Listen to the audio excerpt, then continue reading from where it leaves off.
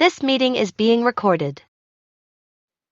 Training session में हमारा जो सेशन लेने वाला है केरल से बिंतु वीजी मैडम, इनका बारे में अगर बताएंगे तो ये बेसिकली एक फिजिकल एजुकेशन टीचर है और काफ़ी साल यूपी में रह चुका है और वो एक यूपी स्टेट के लिए एक स्पोर्ट्स में कंपटीशन में नेशनल प्लेयर है। टेबल टेनिस में 2 बार नेशनल चैम्पियनशिप में मेडल ले चुका है और नेटवर्क मार्केटिंग बिजनेस और वेलनेस इंडस्ट्री में काफ़ी साल से डेडिकेशनली काम कर रहा है। और आज इन्होंने हमें बताने वाला है प्यूगोस का जो न्यूट्रिशन का बारे में और बॉडी पैरामीटर्स में, जैसे प्यूगोस न्यूट्रिशन में वेलनेस सेंटर कंसेप्ट क्या है, आप वेलनेस सेंटर से कैसे बिजनेस डेवलप कर सकता है और बॉडी पैरामीटर्स का बारे में इन्होंने हमारे लिए आज डिटेल में बताने वाला है। तो मैं मिसेस बिंदु बीजी मैडम को आज का इस प्रोग्राम में पूरा शुभकामनाएं दूंगा और आपको मैं वेलकम करना चाहूँगा आज का इस प्रोग्राम शुरू करने के लिए। All the best, over to you Bindu BG madam. Thank you sir, thank you Chandradasan sir. सबसे पहले सभी को मेरा नमस्कार और गुड इवनिंग। सबसे पहले डॉक्टर गोविंद शुक्ला सर को मेरा नमस्कार। मुझे एक ऐसा अवसर प्लेटफॉर्म देने के लिए शुक्रिया उनका। यहाँ पर जो भी बैठे हैं सभी गण अपने अपने क्षेत्र में उद्ग्रीन लोग हैं। मैं तो सिर्फ शुरुआत ही कर रही हूँ। ये मेरा पहला ऐसा प्लेटफॉर्म है जहाँ मैं एक लाइव इतने बड़े सेक्शन को लाइव क्लास दे रही हूँ। इसलिए मैं डॉक्टर शुक्ला सर को बहुत बहुत बहुत ज़्यादा थैंक्स कहूँगी कि उन्होंने मुझे इस काबिल समझा कि मैं एक क्लास ले सकूँ। तो once again thanks to everyone. और एक बात मैं कहना जरूर चाहूँगी, ये मेरा पहला वेंचर है इस तरह के इवेंट में।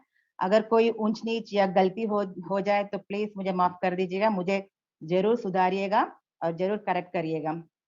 तो सबसे पहले जैसे चंद्रदासन सर ने कहा कि मैं एक यूपी स्टेट के लिए खेल चुकी हूँ, नेशनल खेल चुकी हूँ।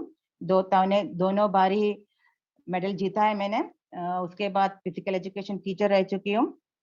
वैसे अब मैं केरला में हूँ और एक प्यूगोस वेलनेस टीम की मेंबर हूँ। और वेलनेस हम लोग का प्रायोरिटी है और हम लोग वेलनेस के द्वारा ही अपना बिजनेस कर रहे हैं। तो जब सर ने मुझसे ये वेलनेस और एक वेलनेस सिस्टम के द्वारा किस तरह एक वेलनेस सेंटर चलाया जाता है और उसमें बॉडी पैरामीटर्स का क्या क्या महत्व है और उस महत्व पैरामीटर्स जानने के बाद हम किस तरह से अपना प्यूगोस प्रोडक्ट्स इसमें इस्तेमाल कर सकते हैं, कैसे अपने क्लाइंट्स को हेल्प कर सकते हैं, उन सब के बारे में आज हम लोग पढ़ेंगे। आज हम लोग उनकी जानकारी लेंगे। तो आधा हाफ एन आवर 45 मिनट्स में जो कुछ मुझसे हो सकता है मैं आपको डिटेल में समझाने की कोशिश करूंगी। तो शुरू करते हैं आज का क्लास। सबसे पहले यह जानना है कि क्यों एक वेलनेस सेंटर चाहिए, क्यों। जैसे हम लोगों को वेलनेस सेक्शंस के लिए, या जैसे हम लोग एक डॉक्टर, बेसिकली हम लोग डॉक्टर्स होते नहीं है, पर हम जो काम कर रहे हैं वो एक इक्विवेलेंट टू डॉक्टर ही है।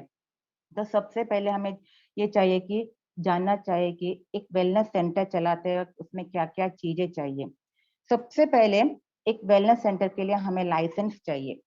जो लाइसेंस सर्टिफिकेशन उस जगह, अगर वो पंचायत हो तो पंचायत से लाइसेंस लेनी चाहिए, म्युनिसिपैलिटी है तो म्युनिसिपैलिटी से लाइसेंस लेनी चाहिए, अगर वो कॉर्पोरेशन एरिया है तो वहां से हमें लाइसेंस लेनी है। उसके बाद हमें food and safety, FASSI, food and safety, because हम लोग न्यूट्रिशन, कभी कभी क्लब में हम लोग न्यूट्रिशन देते हैं, सप्लीमेंट्स देते हैं लोगों को जो वहाँ आते हैं, तो हमें फूड एंड सेफ्टी का भी सर्टिफिकेशन चाहिए होता है। लीगली जो जो प्रोसेस होता है वो सब करके ही हमें एक क्लब सिस्टम या वेलनेस सेंटर खोल सकते हैं। उसके बाद जब हम लोग प्यूगोस पे आते हैं, प्यूगोस प्रोडक्ट सब डॉक्टर प्रिस्क्राइब्ड प्रोडक्ट्स है। तो हम न्यूट्रिशन सेंटर्स में एक डॉक्टर्स, डाइटिशियंस, इन सब का हेल्प भी ले सकते हैं टू डेवलप अवर बिजनेस। हमारा बिजनेस डेवलप करने के लिए हम न्यूट्रिशनिस्ट के साथ साथ डाइटिशियनिस्ट और डॉक्टर्स को भी प्रिफर कर सकते हैं। तो अगर जब वो होते हैं, उनका हेल्प लेते हैं, तो हमें और ज्यादा अपना बिजनेस डेवलप करने का मौका मिल जाता है। तो फिर पहले एक वेलनेस सेंटर में क्या क्या चाहिए होता है। एक व्यक्ति, एक इंसान जब एक वेलनेस क्लब में आता है, तो एटमोसफियर, क्लब का एटमोसफियर या उस सिस्टम का एटमोसफियर परफेक्ट होना चाहिए। मेरा मतलब है कि वहाँ कोई नॉइसी या अगली उस तरह का अनटाइडीनेस नहीं होना चाहिए। वहाँ पर नीटनेस होना चाहिए, हाइजीन होना चाहिए, परफेक्ट डिसिप्लिन होना चाहिए।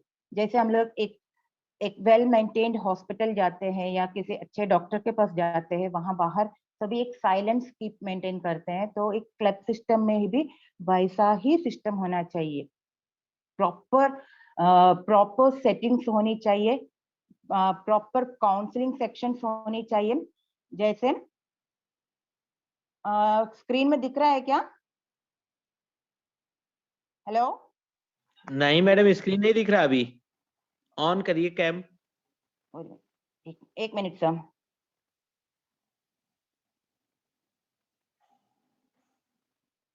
हाँ ओके ओके ओके मैडम, दिख रहा है। फिर अनम्यूट। आपका आवाज चला गया। अब मैडम बता रही हैं।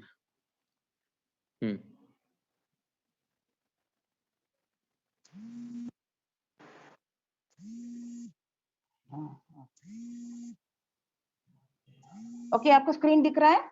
हाँ मैडम दिख रहा।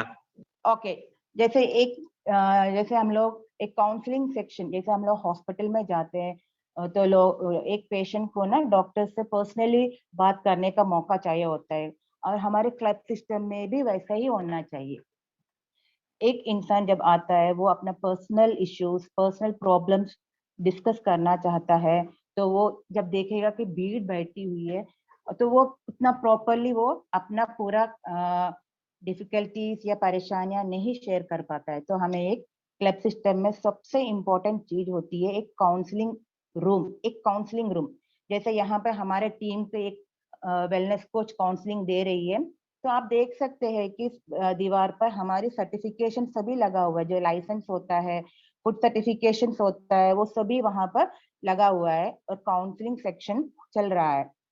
तो यहाँ पर हमें ये चाहिए कि एक काउंसलिंग रूम में टेबल, चेयर, और जो काउंसलिंग करने जो आते हैं उनके लिए चाहिए, और जो लेने आते हैं, जो पेशेंट्स होते हैं, उनके लिए भी चेयर्स होना चाहिए। साथ में ही हमारे डेस्क में हमारा जो काउंसलिंग चार्ट बुक होता है, जो आज अभी रिसेंटली डॉक्टर शुक्ला सर ने रिलीज किया हुआ है, वो बहुत ही इम्पोर्टेंट है। क्योंकि जब हम लोग काउंसलिंग सेक्शन चलता है, तो वो लोग धीरे, हमारी जो फर्स्ट बॉन्डिंग होती है, फ्री बॉन्डिंग होनी चाहिए। कस्टमर से हम लोग उन्हें ईज करना चाहिए कि उनकी प्रॉब्लम्स क्या है, उनकी प्रॉब्लम्स को जानना होगा। उसके बाद एक एक चीज हम लोग इसे पूछनी चाहिए कि वो फ्री हो जाए, उनके प्रॉब्लम्स के बारे में बताएं।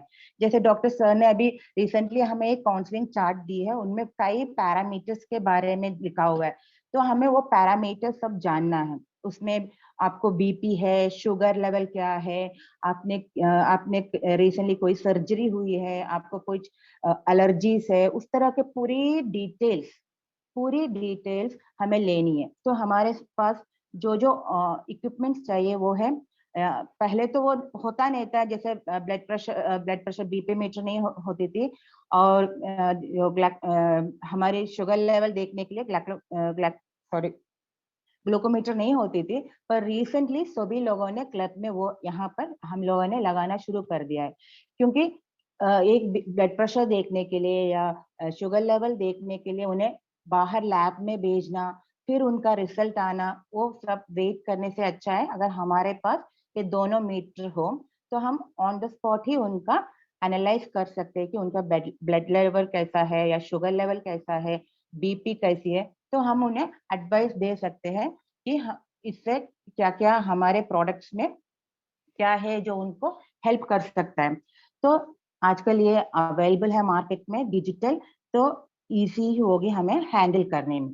उसके बाद आता है हमारे काउंसलिंग सेक्शन के बाद हमारा इम्पोर्टेंस है हमारी क्लब में डिसिप्लिन मेंटेन करना। यहाँ कोई हरी भरी नहीं होनी चाहिए, कोई नॉइसी थिंग्स नहीं होनी चाहिए, बस एक डिसिप्लिन। जैसे यहाँ पे एक लेडी ने NE2 लेकर रखा हुआ है, वो अपनी NE2 ले रही है, वर्कआउट के बाद का सेक्शन है ये, वो लोग डिसिप्लिन रूप में बैठे हुए हैं। उसके बाद आता है जो एक न्यूट्रिशन सेंटर हमें चलाना है, तो हमें जरूरी है, बहुत ही जरूरी है, एक शेक काउंटर। शेक काउंटर ये एरिया सबसे ज्यादा हाइजीनिक होनी चाहिए। हाइजीनिक मतलब यहाँ से हम किसी को फूड दे रहे हैं, एक आहार दे रहे हैं, उन्हें वो डेली फूड रिप्लेसमेंट के तौर पर हम लोग फूड दे रहे हैं, तो वो एरिया एकदम नीट होना चाहिए, क्लीन होना चाहिए एंड हाइजीनिक होना चाहिए। जैसे यहाँ पर हम लोग एक मिल्क शेक, अपनी न्यूट्रिसी का शेक देने जा रहे हैं, जो ओबेसिटी के लिए आई हुई एक लेडी है, उनके लिए हम लोग शेक रेडी कर रहे हैं वर्कआउट के बाद। तो मैडम प्रिपेयर स्क्रीन नहीं दिख रहा है, नो स्क्रीन। सर अभी मैं अभी नहीं आया, अभी आया। Okay okay. तो यहाँ पर हमारी एक गेस्ट के लिए यहाँ शेक बनाया जा रहा है, तो देखिएगा यहाँ पूरा नीटनेस है, मिक्सी है ताकि हम शेक ब्लेंड कर सके, वाटर है अच्छा सा, केटल है ताकि हम लोग गर्म NE2 दे सके। अगर शेक हमें ठंडे इसमें चाहिए तो फ्रिज है, सभी जो एक सेक्शन में चाहिए होता है, काउंटर में चाहिए होता है, वो सभी कुछ यहाँ पर रेडी है। उसके बाद ना जो ब्लेंड करने के बाद उस कस्टमर को देने का एक स्टाइल भी होता है, उन्हें एक रेस्पेक्ट के साथ ही हमें देना चाहिए। जो फूड हम दे रहे हैं वो एक रेस्पेक्ट के साथ ही देना चाहिए। उसके बाद आता है पैरामीटर्स की सेक्शन। हम लोग मैं अपने क्लब में हम ज्यादातर ओमरॉन का ही मशीन यूज करती हूँ। Omron weighing body weighing machine है वो, क्योंकि ओमरॉन जैसे जब मैंने ये क्लब शुरू किया था तो मैंने रिसर्च किया कि कौन सा वेइंग बॉडी पैरामीटर्स देखने के कौन सा मशीन अच्छा है, तो रिसर्च करने पर यूट्यूब में वैसे गूगल सर्च किया तो मुझे सबसे ज्यादा अच्छा ओमरॉन लगा, क्योंकि ये कई इंटरनेशनली सर्टिफाइड कंपनी है, एक जापानीज कंपनी है। और सबसे ज्यादा मुझे इसमें इंटरेस्ट इसलिए लगा क्योंकि इंटरनेशनल ओलंपिक एसोसिएशन अपने इवेंट्स के लिए वेट मैनेज देखने के लिए, अपने इवेंट्स के लिए ओमरॉन वेइंग मशीन ज्यादातर यूज करते हैं। जैसे उनकी कुश्ती में सब वेट का ही होता है, वेट 75 कैटेगरी या 80 कैटेगरी 90 कैटेगरी, तो वेट मेंटेन करने के लिए वो लोग ओमरॉन मशीन का ही यूज करते हैं। तो मैंने भी अपने क्लब के लिए ओमरॉन ही यूज किया। उसमें हमें कई बॉडी पैरामीटर्स देख सकते हैं, जैसे वेट उसमें पता चल जाता है, विसरल फैट के बारे में पता चल जाता है, बॉडी फैट पता चल जाता है, बॉडी एज पता चल जाता है, BMR पता चल जाता है। इसके बारे में मैं बाद में आपको डिटेल में बताऊंगी। ओमरॉन मिशन में क्या क्या हमें मिलता है उसके बारे में बता रही हूँ। BMI मिल जाता है, मसल परसेंटेज मिल जाता है, पर इतने से हमें पैरामीटर्स पूरा नहीं होता है। सो मैंने एक और मिशन देखी जिसमें मुझे बोन डेंसिटी, प्रोटीन मास और वाटर लेवल, क्योंकि ये तीनों भी बॉडी पैरामीटर्स एनालाइज करने के लिए बहुत ही जरूरी है। बोन डेंसिटी, प्रोटीन मास, वाटर लेवल, क्योंकि ये तीनों पैरामीटर्स भी जब मिलेंगे तभी हम एक बॉडी को करेक्ट कर सकते हैं। तो इसके लिए जब मैंने देखा तो डॉक्टर ट्रस्ट मुझे अच्छा लगा। उसमें हाँ 19-20 का थोड़ा फर्क आ रहा है, बट हम एक कस्टमर को, अपने गेस्ट से हम कह सकते हैं कि आपकी वाटर लेवल कम है तो हम उन्हें गाइड कर सकते हैं, प्रोटीन मास कम है तो उन्हें गाइड कर सकते हैं। उसी तरह हमारा बोन डेंसिटी अगर कम है तब भी हम उन्हें गाइड कर सकते हैं। उसके बाद आता है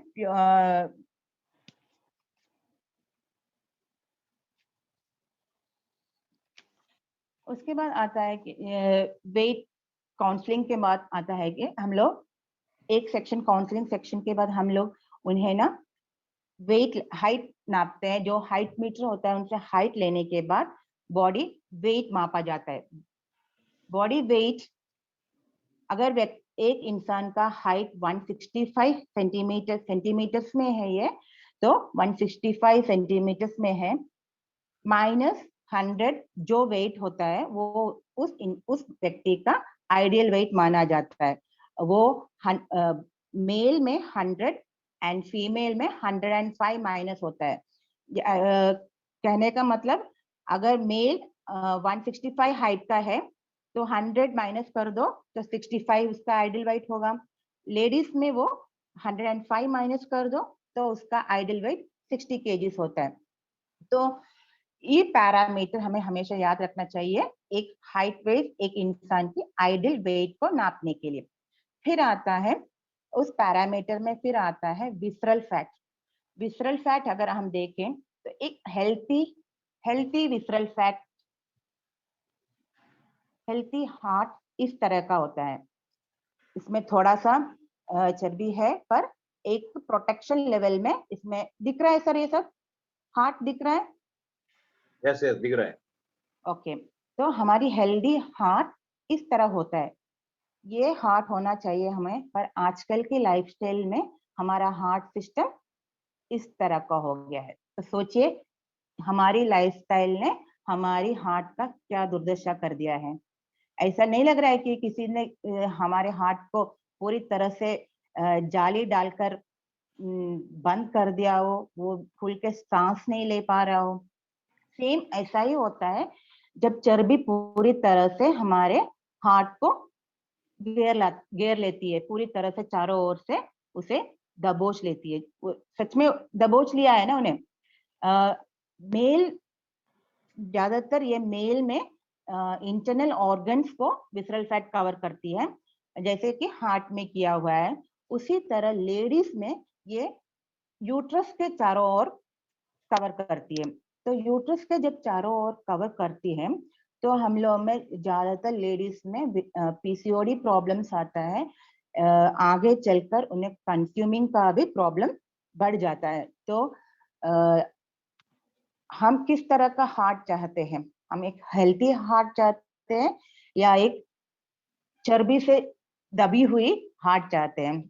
तो हम अपने कस्टमर को दिखा सकते हैं फोटो कि इस तरह हो जाता है अगर हमारी बेली फैट यानी विसरल फैट जो बेली को भी कवर करता है और हमारे इंटरनल ऑर्गन्स को भी कवर करती है। तो हम उन्हें समझा सकते हैं कि इस तरह का अगर हार्ट हो जाए तो हमें ब्लॉक्स हो सकते हैं हार्ट में और उसी तरह स्ट्रोक भी आ सकता है।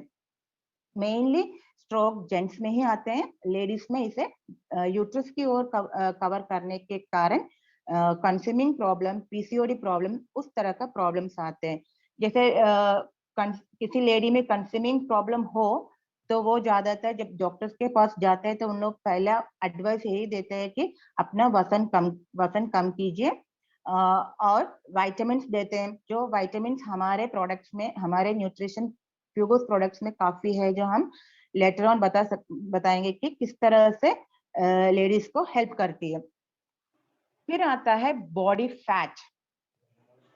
बॉडी फैट आता है जो हमारे स्किन के नीचे जो फैट पाया जाता है वो होता है। उस बॉडी फैट के कारण बहुत सारे hello, any problem sir? No, continue. Okay, body fat males में 13 to 17% है जो नॉर्मल रेंज है। अगर 13 to 17% से अगर ऊपर जाता है तो उसे समझ लीजिए कि बॉडी फैट परसेंटेज हाई है और वो डेंजर जोन में है। उसी तरह फीमेल में बॉडी फैट का परसेंटेज जो नॉर्मल लेवल में है वो है 21 to 26%। अगर इससे ज्यादा बढ़ता है तो वो लोग भी हाई डेंजर जोन में जा रहे हैं। तो अपनी बॉडी फैट मेंटेन इस नॉर्मल रेंज में करना है मेन को, मेल्स को 13 to 17% में और फीमेल्स को 21 to 26% में। फिर बॉडी पैरामीटर्स में आता है बॉडी एज। बॉडी एज एक ऐसी चीज है जो हमारी कैलेंडर एज के हिसाब से जो हमारा एक एज होता है और जो हमारी बायोलॉजिकल एज होता है, जैसे हम लोग कैलेंडर एज के हिसाब से बढ़ तो रहे हैं, पर हमारा ऑर्गन्स जो है हमारे लाइफस्टाइल के कारण अपने उम्र से भी ज्यादा हो जाता है। कभी कभी हम लोग देखते हैं कुछ लोग 20-25 साल के होते हैं, पर जब उनका बॉडी पैरामीटर्स देखा जाता है उनके रॉन्ग लाइफस्टाइल के कारण, तो वो 40-50 के तक दिखते हैं। जब ओबेसिटी लेवल ज्यादा हो जाता है तो उनका 40 या 50 तक के हो जाते हैं। जैसे मेरे क्लब में एक लड़का आता है, 19 साल का था, उसका बॉडी एज 48 है, तो सोच लीजिए लगभग 19 साल के लड़के का बॉडी एज लगभग 50 साल का है। तो हमें उसे वापस किस तरह से लाया जा सकता है? बस अपना लाइफस्टाइल बदलना है, उसे अपना न्यूट्रिशन डाइट देते हैं हम लोग, इस रीति से वर्कआउट करवाकर हम उसे नॉर्मल की तरफ ले आते हैं। लेडीज में जैसे आजकल के पेरेंट्स को ये जानना बहुत जरूरी है, जैसे बॉडी एज बढ़ती है गर्ल्स में। आजकल हम देखते हैं कि 7 साल, 8 साल, 9 साल की बच्चियां, छोटी बच्चियां होती है, पर उनका मेंस्ट्रुएशन पीरियड शुरू हो जाता है। क्यों ऐसा होता है? कोई नहीं सोचता है कि क्यों ऐसा होता है। वो हम सब यही कहते हैं कि वो बच्ची छोटी है, इतने में इतना जल्दी हो गया मेंस्ट्रुएशन हो गया, अब क्या होगा। पर हम पेरेंट्स के तौर पर हम लोग ये कभी नहीं सोचते कि हमारा लाइफस्टाइल इस तरह हो गया है कि लड़की का, उस बच्ची, छोटी बच्ची का ऑर्गन्स जो है उस बॉडी एज का हो चुका है, बॉडी एज के ऑर्गन उस बॉडी एज तक पहुंच गई है जिस बॉडी एज में उस लड़की को मेंस्ट्रुएशन होना था, यानी कि वो बॉडी एज 14, 15 या 16 साल का हो चुका है। तो हम किसे ब्लेम करेंगे? अपने आप को ही ब्लेम करना पड़ेगा, क्योंकि हम ही है जो हमारे लाइफस्टाइल, रॉन्ग लाइफस्टाइल के कारण हमारे बच्चों को भी इस तरह के लाइफस्टाइल जीने के लिए मजबूर कर रहे। तो इन सब चीजों में हम लोग ऐसे पेरेंट्स भी हमें गाइड करना चाहिए।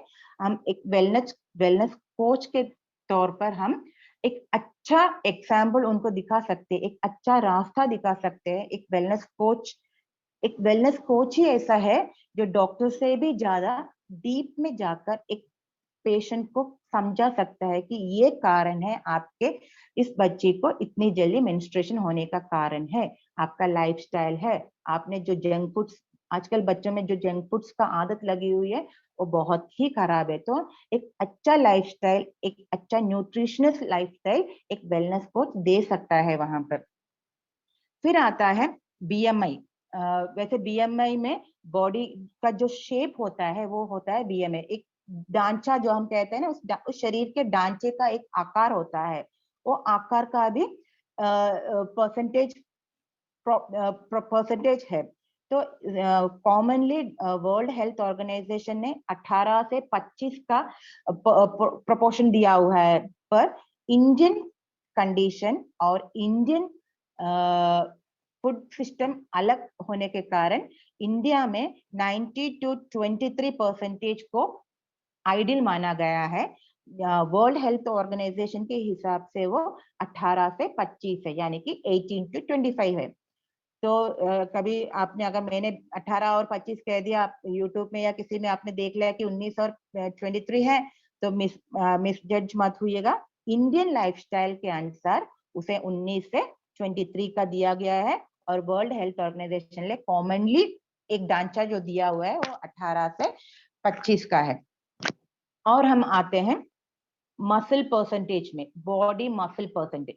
जैसा ये शरीर का आकार है, इसे मसल्स ने कवर किया हुआ है, दिख रहा है सर?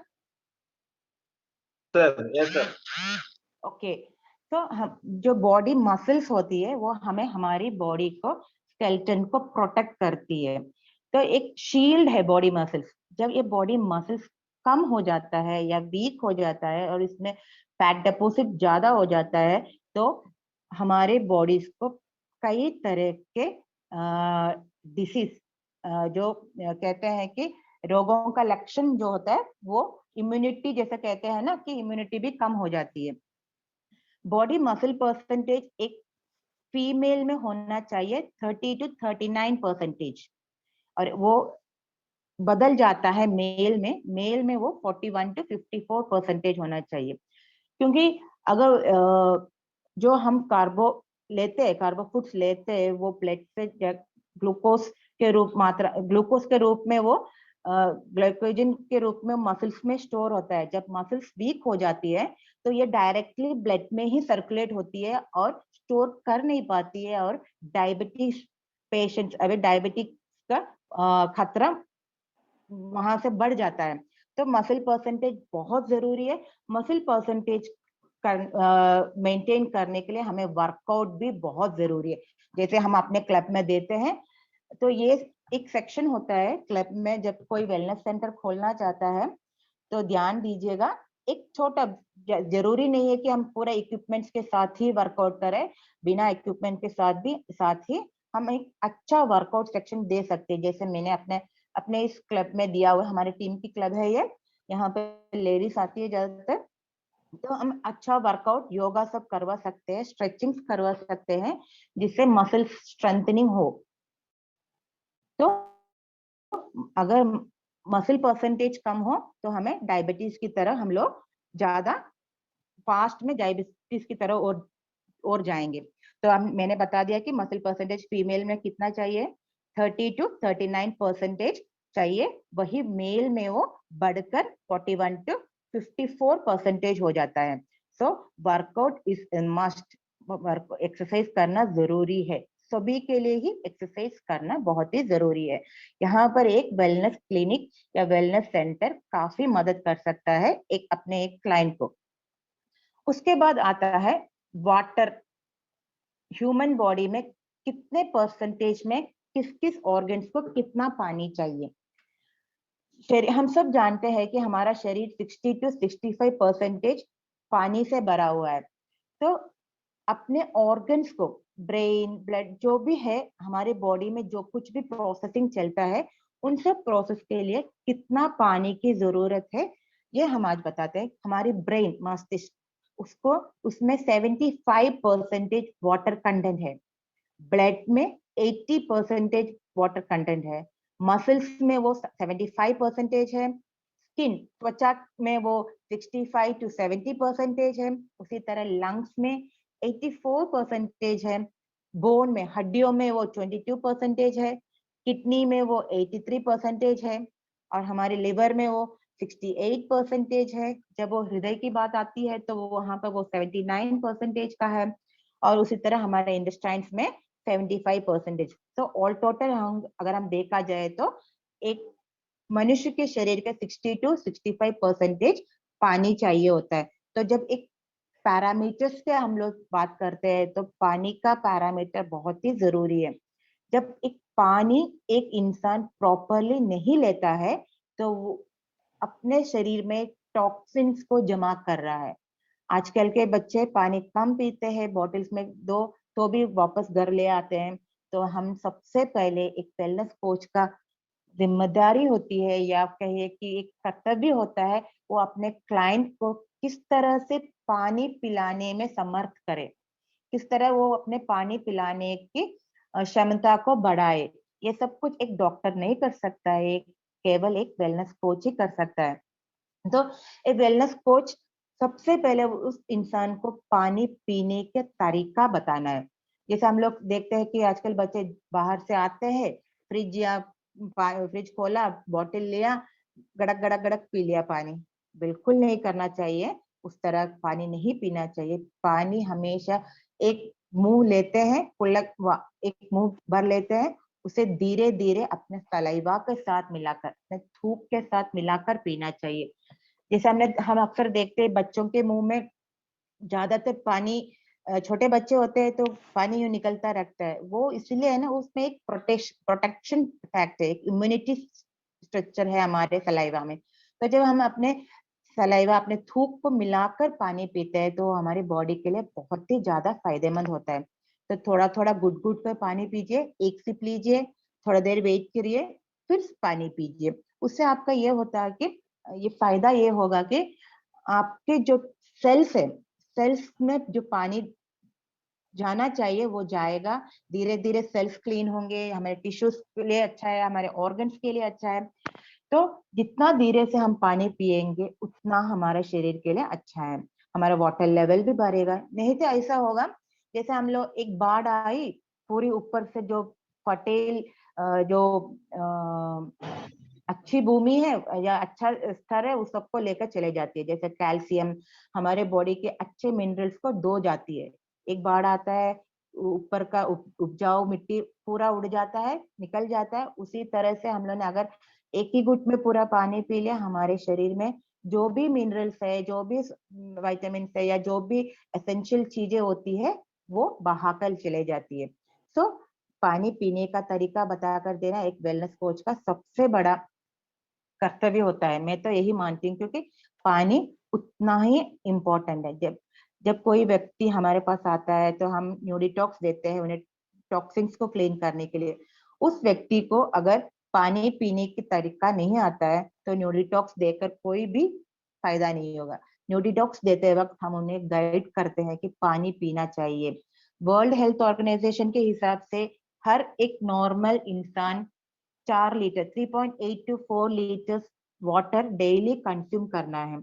अगर वो इंसान उतना पानी नहीं पी सकता है तो सोचिए उसके शरीर में जो भी टॉक्सिन्स है वो वहां पर स्टोर हो रहा है। तो ये सब स्टोर होना एक ओबेसिटी की तरफ ले जाना या जो अनहेल्दी सिचुएशन है, अनहेल्दी कंडीशन होता है बॉडी का, उस तरफ उस इंसान को ले जाता है। तो एक वेलनेस कोच जब एक वेलनेस सेंटर में होता है तो ये सब कुछ गाइड कर कर उस अपने क्लाइंट को अच्छी तरह से फॉलो कर कर उसे गाइड कर सकता है पानी पीने में, पानी का लेवल इम्प्रूव करने में। वहां पर सबसे पहले आता है फॉलो अप करना। जैसे हमारे सेंटर में कोई आया है, वो हमारे प्रोडक्ट ले रहे हैं, तो हम डेली फॉलो अप करिएगा। फॉलो अप का ये फायदा होगा कि उनको भी अच्छा लगेगा कि हाँ ये लोग रेगुलर फॉलो अप कर रहे हैं, तो इसमें कुछ ना कुछ सिस्टमैटिकली हो रहा है। तो हम लोग उनको याद दिलाना चाहिए कि आपको इतना पानी पीना है, ये सब कुछ डाइट लेना है, ये सब कुछ करना है। तो वो जैसे हम लोग उनको फॉलो अप करते रहेंगे, वो हम लोग के साथ जुड़ते रहेंगे और उनको रिजल्ट लेना आसान हो जाएगा। हम लोग उनको फॉलो करते हैं ना, तो रिजल्ट भी उतनी आसानी से मिल जाएगा। जब उस इंसान को रिजल्ट मिलेगा, उसकी तरफ से हमें रेफरल्स भी मिलेंगे। रेफरल्स मिलेंगे तो हमारा बिजनेस भी बढ़ेगा। बिजनेस बढ़ेगा, एक रेफरल मिला, उस इंसान से दूसरा रेफरल्स मिलेगा। तो वो एक चेन प्रोसेस, भले ही हमारा सिस्टम थोड़ा स्लो चलेगा, पर जब चलेगा ना कंसिस्टेंसी में चलेगा तो धीरे ही सही, कछुए की चाल सही, पर पहुंचेगी लक्ष्य पर। ओके। तो फॉलो अप प्रॉपर, जब पैरामीटर सब सेट होने के बाद हमारा फॉलो अप भी प्रॉपर होना चाहिए। उसी तरह हम लोग जब आते हैं बोन डेंसिटी, यानी कि हमारी हड्डियों की ताकत पर। जब एक इंसान की हड्डी अगर मजबूत नहीं हो, या जैसे कहते हैं ना कि एक घर का स्तंभ उसका पिलर होता है, अगर वो स्ट्रांग नहीं है तो पूरा घर हिल जाता है। उसी तरह एक व्यक्ति का शरीर का हड्डी मजबूत नहीं हो तो वो पूरा शरीर ही कमजोर पड़ जाता है। क्योंकि जब बोन डेंसिटी कम हो जाती है, जैसे उसकी हड्डी का थिकनेस कम हो जाता है, तो अगर हमें कहीं लग जाती है, जहां लग जाता है तो फ्रैक्चर होने का, टूटने का डर ज्यादा रहता है, खतरा ज्यादा रहता है। तो एक नॉर्मल व्यक्ति लेडीज में 3 kgs to 3.5 kgs होना चाहिए बोन डेंसिटी का वेट। केजीज में होता है, ये किलोग्राम में होता है। 3 kgs to 3.5 kgs लेडीज में, और वो जब जेंट्स में जाता है, मेल में जाता है, वो 3.5 to 4 kgs होती है। तो बोन डेंसिटी जैसे कम होने पे हमें हड्डियों में दर्द, घुटनों में दर्द होता है। जेंट्स में ये घुटनों के साथ साथ बैक पेन का भी शुरू हो जाता है, क्योंकि बोन जब बोन कमजोर हो जाता है, उसी तरह मसल्स भी कमजोर हो जाते हैं, तो फैट डिपॉजिट ज्यादा घुटनों में और बैक में हो जाती है। इस कारण से वहां मेंस में, आदमियों में बैक पेन और घुटनों में दर्द बढ़ जाता है। उसी तरह लेडीज में भी जब बोन डेंसिटी कम हो जाती है, उनमें भी घुटनों का दर्द शुरू हो जाता है। तो बोन डेंसिटी बहुत इंपॉर्टेंट है। जब बोन डेंसिटी कम हो तो हम अपने गेस्ट को हमारा एक अच्छा सा प्रोडक्ट है वन मिनरल, वो देकर सपोर्ट कर सकते हैं। तो पैरामीटर्स का बेसिक यही है, जो जो कमियां हैं हम उस कमियों के साथ साथ हम अपने प्रोडक्ट्स को उनको प्रमोट कर सकते हैं। उसी तरह आता है प्रोटीन मास। हम सब जानते हैं कि प्रोटीन 1 किलो एक इंसान की वेट के हिसाब से उसे एक दिन में, अगर एक व्यक्ति 65 केजीज का है या 70 केजीज का है, उतने ग्राम प्रोटीन उस शरीर में जाना चाहिए। पर आजकल के डाइट में मुझे नहीं लगता कि प्रोटीन हम लोग ज्यादा खाते हैं। पर ज्यादातर केरला के स्टाइल में आ जाए, यहाँ पर हम लोग ज्यादातर कार्बोहाइड्रेट ही खाते हैं। सभी सुबह शाम रात सभी चावल का ही चीजें ज्यादा खाते हैं। उसी तरह प्रोटीन की कमी भी बहुत ही क्या कहते हैं, प्रोटीन की कमी भी हमें कई अनहेल्दी कंडीशंस की तरफ ले जाता है। तो प्रोटीन मास एक कॉमन, वो लेडीज में और जेंट्स में दोनों ही कॉमन है, 18 to 20% चाहिए। तो हमारे न्यूट्रिशन में भी, प्यूगोस में भी हमें प्रोटीन बढ़ाने के लिए प्रोटीन के साथ हमारे न्यूट्रिसी है, जो प्रोटीन उसमें है, उसमें और ज्यादा मिनरल्स, फाइबर्स, सभी एक फूड रिप्लेसमेंट के तौर पर न्यूट्रिसी बहुत ही अच्छा प्रोडक्ट है। उसी तरह एकदम हम लोगों ने पूरा पैरामीटर्स कंप्लीट कर चुके हैं। तो मुझे लगता है आप लोगों सबको पैरामीटर्स के बारे में जानकारी हो गई होगी। तो इसमें से अभी ये पैरामीटर के हिसाब से अगर कोई व्यक्ति ओबेसिटी या मोटापे के कारण आपके पास आता है, तो आप उन्हें फूड रिप्लेसमेंट के तौर पे न्यूट्रिसी दे सकते हैं, और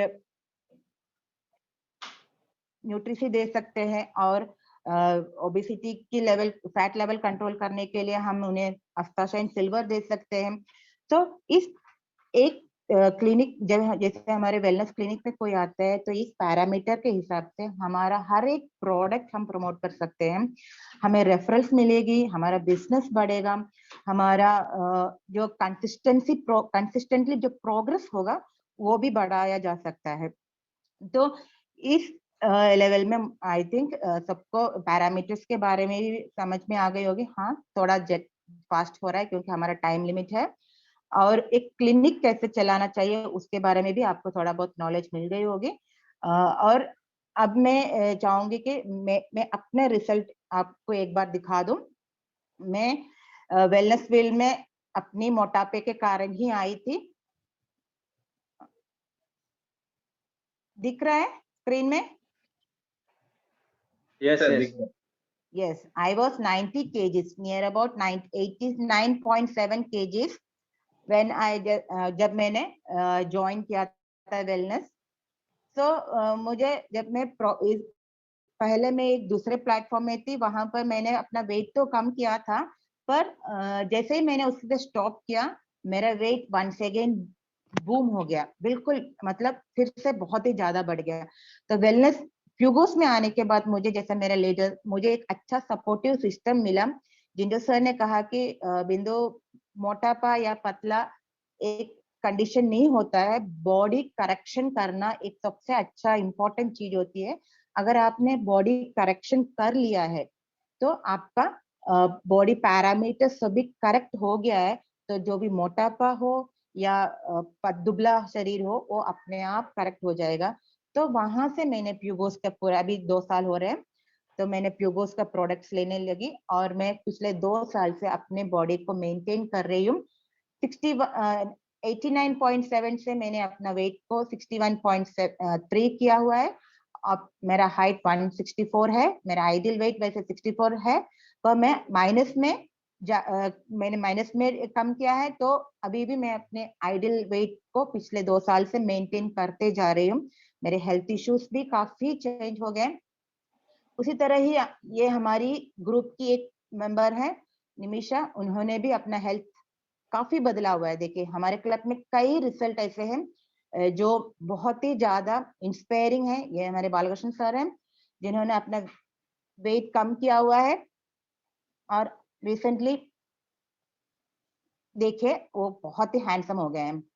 उसी तरह ये है हमारी सक्सेस स्टोरी।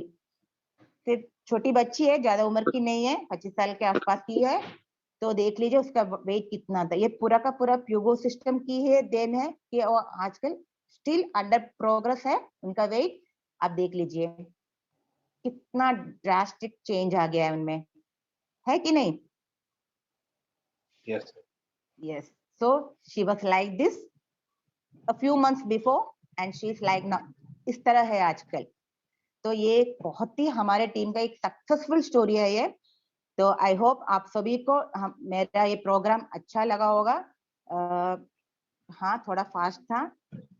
आई होप कि सबको समझ में आया। एक वेलनेस सेंटर चलाने में क्या क्या चाहिए उसके बारे में भी आपको पता लगा होगा। हाँ, अगर किसी को ओमरॉन या डॉक्टर ट्रस्ट के इक्विपमेंट्स लेने हैं तो मैंने उसे अमेजोन और फ्लिपकार्ट से मंगा सकते हो। आजकल सभी ऑनलाइन मार्केटिंग में मिल जाता है।